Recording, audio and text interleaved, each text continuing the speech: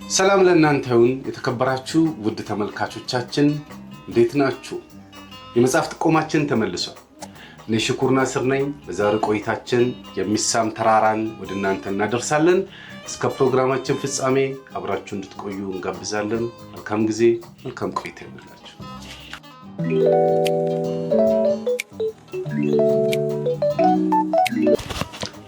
ተመልሰናል። ውድ ተመልካቾቻችን የሚሳም ተራራን ነው የምንጠቁማችሁ። የሚሳም ተራራ ደራሲ ፍቅረ ማርቆስ ደስታ ነው። ፍቅረ ማርቆስ ደስታ እንደ መንደርደሪያ ትንሽ ለመጠቆም ስለሱ 1955 ዓ.ም በቀድሞ ጎጃም ክፍለ ሀገር ነው የተወለደው። የመጀመሪያ ሁለተኛ ደረጃ ትምህርቱንም በዛ ተምሯል። የመጀመሪያ ዲግሪ ከአዲስ አበባ ዩኒቨርሲቲ በኬሚስትሪ ተቀብሎ በመምህርነት ተመድቦ ወደ ደቡብ ኦሞ ዞን ጂንካ ከተማም ሄዷል።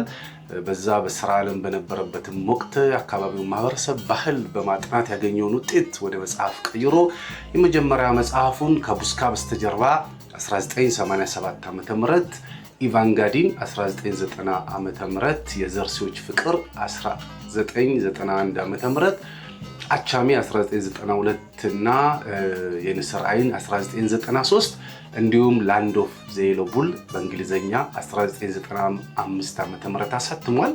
በ2001 ደግሞ ጃግማ ኬሎን አሳትሟል።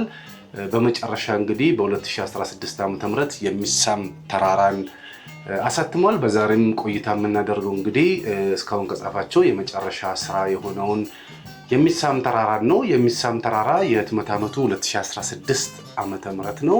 221 ገጾችና በ38 ንዑሳን ርዕሶች የቀረበ መጽሐፍ ነው። እኛ አንብበን ወደነዋል። ያላነበባችሁ ብታነቡት ትወዱታላችሁ።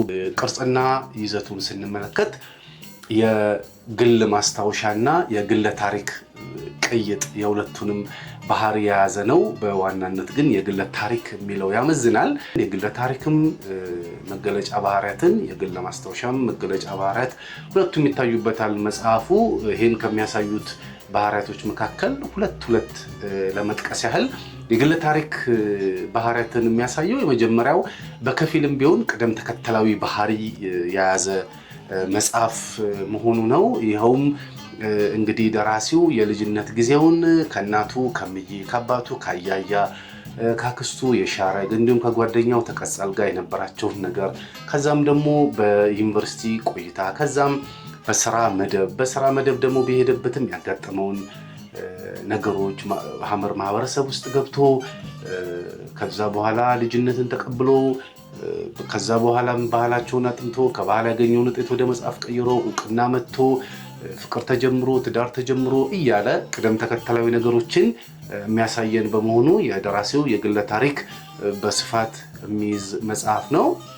ሁለተኛው ደግሞ ግለሰቡ በውስጡ በገለጻቸው ታሪኮች ውስጥ ሁሉ ጅማሬውም መሃሉም አጠቃላይ ማጠንጠኛውም የራሱ የግለሰቡ ታሪክ በመሆኑና እያንዳንዳቸው ታሪኮች መዳረሻ ግለሰቡን የሚገልጹ በመሆኑ የግል ታሪክ የሚለው አብላጫውን ድርሻ ይወስዳል። የግል ማስታወሻ ባህሪውን ደግሞ ስንመለከት ደራሲው የተመረጡ እንግዲህ ብዙ ልምድ ብዙ እውቀት ብዙ ነገሮችን ያካበተ ደራሲ ነው። ግን ከዚህ ሁሉ የህይወት ልምድ እውቀት ክህሎት ውስጥ የተመረጡ ታሪኮችን ብቻ መርጦ ለኛ ሊነግር መሞከሩን ስንመለከት በነዛ ታሪኮቹም ደግሞ ያስተምራሉ ይነግራሉ ያላቸውን ብቻ መጠቆም በመቻሉ የግል ማስታወሻ ባህሪያትን የምናይበት ነው።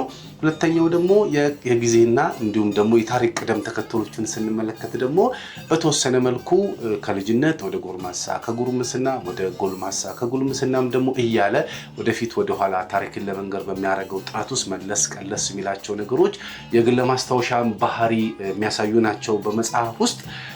ሌላኛው ደግሞ ከዚህ ጋር ተያይዞ የምንመለከተው ደግሞ የግል ማስታወሻ ባህሪ ደራሲው ከታሪክ ቅደም ተከተል ከመደርደር ይልቅ ትኩረት የሚያደርገው አስተሳሰባቸው፣ ባህሪያቸው፣ ፍልስፍናቸው ላይ ይህንንም በቤተሰቡ ማየት እንችላለን።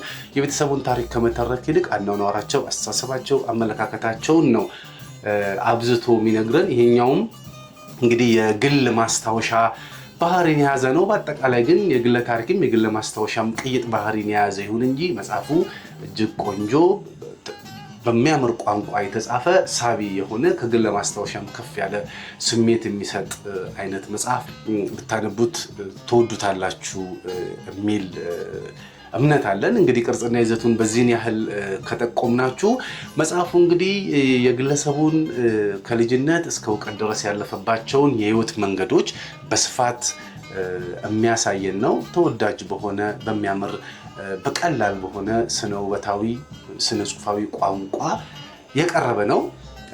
ይኸውም እንግዲህ ጸሐፊው አድጎ ከዛም ተምሮ ከዛም ደግሞ በተለይ ወደ ደቡብ ኦሞ ዞን በስራ ምክንያት ከተመደበ በኋላ ደቡብ ኦሞ ዞን የሚገኙ የተለያዩ ብሔረሰቦችን ባህል ለማጥናት ሙከራ አድርጎ በተለይም ደግሞ የሐመር ብሔረሰብን ባህል አጥንቶ ማህበረሰቡን ተቀላቅሎ ልጅነትን ተቀብሎ ከዛም ደግሞ ያጠናውን ጥናት ወደ ውጤት ቀይሮ መጽሐፍ አሳትሞ ከዛ መጽሐፉን ተከትሎ ደግሞ የተለያዩ ዕውቅናዎች መጥተው የፍቅር ታሪክ ተጀምሮ ያ የፍቅር ታሪክ ደግሞ ጥድፊያና ችኮላ በተሞላበት ሁኔታ ወደ ትዳር ተቀይሮ ያም ትዳር ብዙ ሳይቆይ ደግሞ መጠነኛ መደነቃቀፎች ገጥመውት ያ መደነቃቀፍ እንዳለ ሆኖ መደነቃቀፉ ሳይስተካከል ከነ መደነቃቀፍ ከሀገር ወጥቶ ወደ አሜሪካ ሄዶ አሜሪካም ደግሞ ከደረሱ በኋላ ያቺ መጠነኛ መደነቃቀፍ ሰፍታ ትዳር እስከ መለያየት የሚደርስበት ሁኔታ ላይ ደርሶ ፍቺ ተፈጽሞ ከዛ ደራሲው ወደ ጎዳና ወጥቶ እንግዲህ አንድ ሻንጣ አንጠልጥሎ ወደ ጎዳና ወጥቶ ጎዳና ላይ በጎዳና ማደር ከዛ መብላት መጠጣት ይህንንም መቸገር ብዙ መከራ መቀበል ከዚህ ሁሉ መከራ በኋላ ደግሞ ለማንሰራራት መነሳት በማንሰራራት ውስጥ እንግዲህ መጠነኛ ስልጠና መውሰድ ከዛ የካፌ አስተናጋጅነት ውስጥ መግባት ከካፌ አስተናጋጅነት ደግሞ ወደ ታክሲ ሹፌርነት ከታክሲ ሹፌርነት ደግሞ የራስን ህይወት በመቀየር ወደ መማር መመለስ ከመማር ደግሞ መጨረሻ ላይ ወደሚወደው ስነ ጽሁፍ የተመለሰበትን ሂደት ነው የምንመለከተው በዚህ መጽሐፍ ውስጥ። ያ ሁሉ ውጣ ውረድ ውስጥ ግን የቀረበበት መንገድ ደስ የሚል ነው። ድራማዊ ባህሪ ያለው ብታነቡት ትወዱታላችሁ ብለን እናስባለን። ሌላኛው እንግዲህ መጽሐፉ የጻፊውን የልጅነት የጉርምስና እንዲሁም ደግሞ ከትምህርት በኋላ ያለውን አጠቃላይ ፍልስፍናም ደግሞ የያዘ ነው። ስለ ህይወት፣ ስለ ቤተሰብ፣ ስለ አካባቢ፣ ስለ ሀገር ያለውን ፍልስፍናም ምልከታም እይታም ያስቀመጠበት ነው በተለያዩ አጫጭር ታሪኮች ውስጥ።